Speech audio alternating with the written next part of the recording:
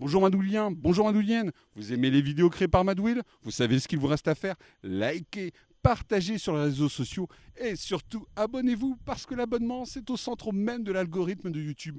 Je compte sur vous. Abonnez-vous.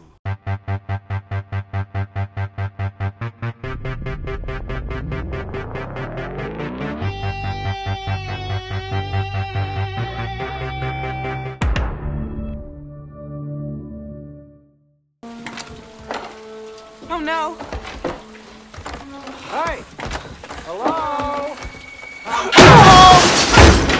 Je vous recommande sur Netflix L'Idéaliste de Francis Ford Coppola. Film souvent qualifié de commande, L'Idéaliste est signé par un Coppola qui essaye de retrouver sa place à Hollywood en se montrant plus docile avec les studios que durant les décennies précédentes.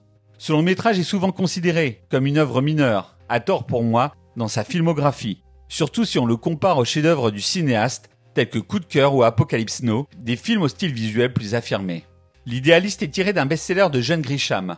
Ancien avocat, cet écrivain est devenu célèbre pour ses thrillers juridiques, avec son roman La Firme. Si le succès ne fut pas forcément au rendez-vous, le film remboursant avec difficulté la mise de départ, il serait regrettable de passer devant ce long métrage où Coppola témoigne de son immense talent, réussissant à signer avec une élégance rare la meilleure adaptation de John Grisham à l'écran. Alors, pourquoi regarder L'Idéaliste? La principale raison est simple. L'Idéaliste est une vraie œuvre de cinéma, portée par une mise en scène de haute volée. Surtout quand on la compare aux films de super-héros actuels qui se ressemblent et pullulent sur nos écrans. En effet, le réalisateur du Parrain nous donne ici à voir un film où chaque plan est signifiant. À ce titre, la première rencontre entre Claire Danes et Matt Damon est un sommet question mise en scène. Fragmentant l'espace grâce au montage, tout en plaçant des objets au premier plan, Coppola annonce grâce à l'image le chemin de croix que devront traverser les personnages pour être réunis. De la même manière, Coppola opère des changements d'axe de caméra assez brutaux pendant les scènes de prétoire. Là encore, l'image offre un sous-texte pour nous signifier que les cols blancs sur le banc des accusés sont incapables de sortir de leur discours officiel. S'ils semblent sûrs d'eux en apparence, ils peuvent s'effondrer à n'importe quel moment. Une réalisation épurée et sans esbrouffe qui témoigne d'une maîtrise du langage cinématographique devenue rare. De même, le film peut être également vu pour son casting 4 étoiles.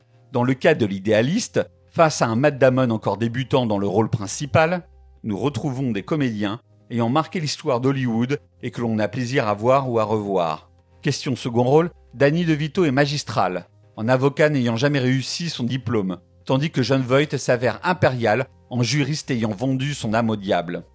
Enfin, pour interpréter les autres personnages du long métrage, qui apparaîtront des fois seulement quelques minutes à l'écran, nous retrouvons Danny Glover, La couleur pourpre, L'Arme fatale, Dean Stockwell, Paris Texas, Teresa Wright, L'ombre d'un doute de Sir Alfred Hitchcock, Mickey Rourke, L'année du dragon, ou Roy Schneider, Que le spectacle commence, Les dents de la mer, Le convoi de la peur.